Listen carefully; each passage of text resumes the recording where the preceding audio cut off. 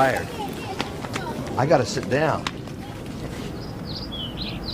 Let me tell you a story. Grandpa, what story are you going to tell us? Is it a true story? I hope it's an exciting story. Me too. It should be a Bible story. A true story, an exciting story, and a Bible story. I think I know just the right one. Dominic was angry. He'd been working in the carpenter's shop since daybreak, and now his father wanted something else. This is a rush order, Dominic. Another cross is needed. You know, I hate delivering crosses, Father. The worst part is having my friends make fun of me when I'm taking a cross through the streets. They call me Crossmaker and Cross Killer. I can't stand it anymore. Besides, I've delivered 2 already this week. I'm sorry crosses embarrass you, Dominic. There are many things in life that are not pleasant. We have a government job, and whether we like it or not, we must obey. Since I'm finishing this carved door for Governor Pilate, you must make the cross. It won't take long. Reluctantly, Dominic assembled the materials. Are the 3 men who are going to be crucified murderers or robbers? Well, Dominic, 2 men are. 1 man isn't. What did the man do? Dominic, you ask hard questions.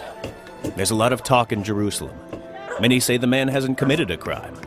But the scribes and Pharisees are furious with him for healing, feeding, and teaching the people. He talks about being the Son of God. Many are believing and following him. So what? Why would they want him crucified? Because some leaders are afraid they are beginning to lose power over the people. Dominic, to some leaders, power is everything. It doesn't seem fair to me. Many things in life are not fair, son. Soon the cross was finished. The father and son lifted the heavy weight onto a cart. Dominic held the base of the cross as he rode his donkey off to the palace, looking all around. I hope nobody sees me. It's bad enough when the cross is for a murderer or a robber, but for a man who might be innocent, the guys would really make fun of me. And besides, I'm feeling a little sick just thinking that they might be killing an innocent man. Dominic reached the governor's palace without being seen by any of his friends. He dismounted and approached a guard. Oh, it's you, Dominic. Let me help you get that heavy thing to the judgment hall. Well, you're just in time. The crowd is going wild. As they maneuvered the cross through the long corridor, Dominic could hear the loud noise of an angry mob. Why is everyone so upset? I can't explain it. In all my years of being a soldier, I have never seen such hatred of anyone. A group of very important leaders brought the prisoner called Jesus in chains to Pilate early this morning. He was in a weakened condition and badly bruised. I understand that last night's crowd slapped him around, hit him, and spit on him. What right did they have to arrest this Jesus? The guard stopped, leaned toward Dominic, and whispered, The rumor is that Pilate thinks that Jesus is being framed. The high priests are jealous of Jesus' popularity and want him out of the way, permanently. What's Pilate gonna do? We'll find out soon enough. The judgment hall overflowed with people. 2 powerfully built soldiers relieved Dominic and the guard of their wooden burden. To see better, Dominic elbowed his way to the front where Pilate was having a private but heated discussion with some very important Jewish leaders. Dominic's eyes focused on the bruised, chained prisoner, the man called Jesus. He doesn't look dangerous. You can't tell by looks. Dominic turned to someone else. Who is this Jesus? Haven't you heard? He's that nothing carpenter, that nobody from Nazareth, now calling himself the Son of God and the King of the Jews. Further questions were interrupted as Pilate began to speak above the uproar. Silence! You brought this Jesus to me, accusing him of leading a revolt against the Roman government. I have questioned him, and find him innocent. Nothing he has done calls for the death penalty. Dominic was frightened as a mighty roar rose from the crowd. Silence!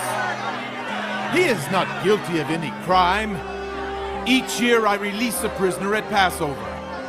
Let me release the King of the Jews to you. Crucify him! We want Barabbas! Dominic knew that Barabbas was a robber and a murderer. Pilate was furious. You crucify him! I find him not guilty.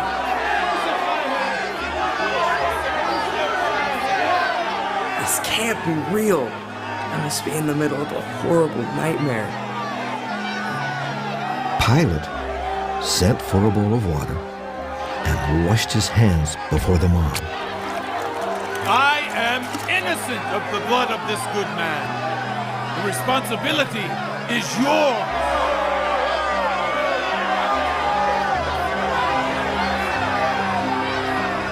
Then Pilate had Jesus beaten on his bare back with an ugly whip that had pieces of metal attached. Blood began to pour from the open wounds. Dominic wanted to run away, but his feet would not move. Soldiers took Jesus away to be crucified. Dominic was caught in the excited crowd and forced to go along. He gasped as he saw Jesus. The soldiers had stuck a crown of long thorns in his scalp.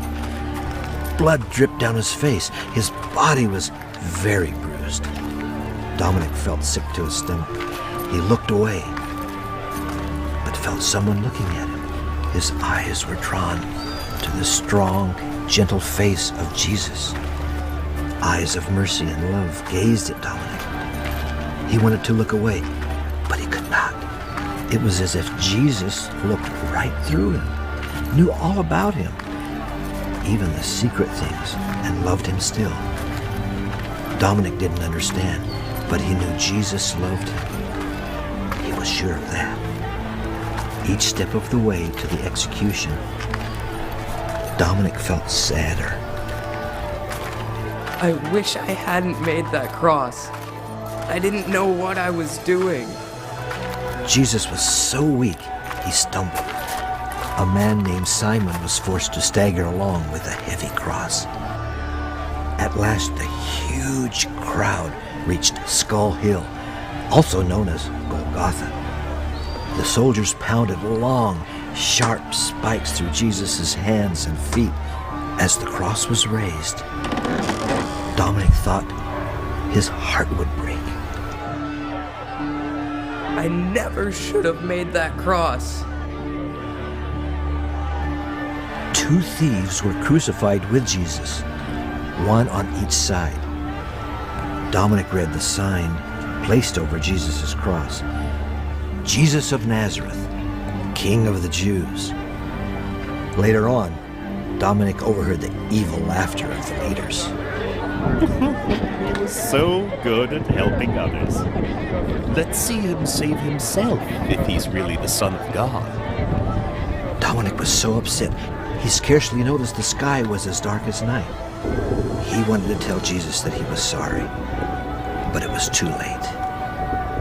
As if Jesus knew, he lifted his eyes toward heaven and said, Father, forgive them. They do not know what they are doing. Jesus doesn't want to get even? I would. If I were the Son of God, I'd kill everyone for being so cruel. Even me. Dominic wept bitterly, calling out to God. If you are real, don't let him die. Show your power. Save your son. Please don't let Jesus die. My God. My God. Why have you forsaken me? Oh God, why? I know he didn't do anything wrong. You have made a mistake. Jesus hung on the cross for 6 hours. Then he cried out, It is finished. Father, I commit my spirit to you.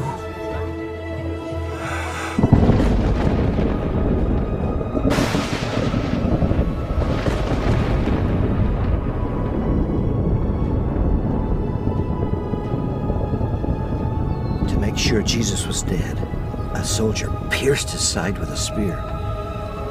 Blood and water flowed out. Fear gripped everyone as the earth shook and rocks broke.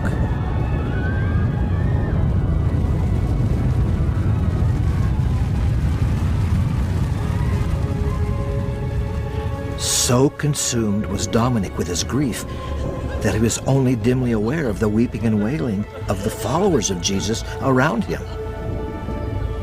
Jesus was their hope, their reason for living, and now he was gone.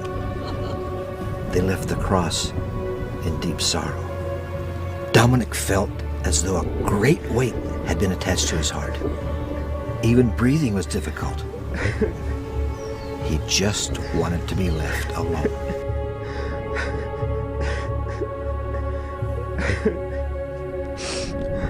His parents tried to comfort him, but it was useless. By delivering the cross, he had helped kill Jesus Christ, the Son of God.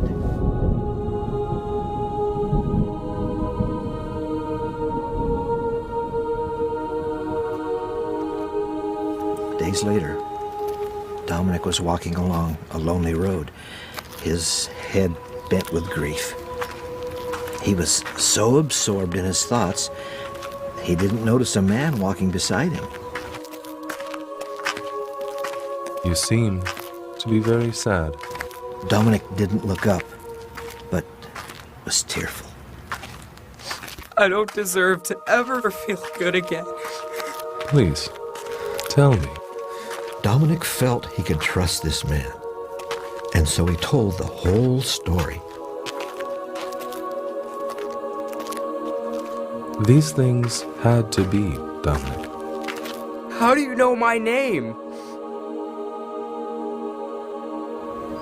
Dominic looked up into a face that shone with love and forgiveness. He gasped in recognition and fell down before Jesus, the risen Son of God. Dominic, God loves you and everyone so much that God sent me to die on the cross for your sins and for the sins of everyone. That was God's will. Please, forgive me. I do forgive you, Dominic. Follow me. Obey my words, and I will give you joy, peace, and everlasting life. When Dominic got up, his burdens were lifted. His sins were forgiven. He was free. His life was changed. What happened then, Grandpa? Well, Dominic never forgot that day. From then on, he told others what Jesus had said and done, and how Jesus had forgiven his sins and given him joy and peace in his heart. Grandpa, what are we supposed to do? I think we need to tell our friends about Jesus and what Jesus did for them. Some of my friends don't know anything about Jesus or God or the Bible. I think we need to be kind, share with others just like Jesus did even when it's hard. That's right. Well, I think we should pray that people will come to know Jesus. You are good thinkers, and all of your answers are right. Come, let's say a prayer. Then Grandpa and the children bowed their heads and closed their eyes in prayer. Heavenly Father, we're so thankful that you sent Jesus to take away. Grandpa asked God to help them to know who to talk to about Jesus and what to say, and how to live so that others would see the love of Jesus in all they say and do. That we may do good to all others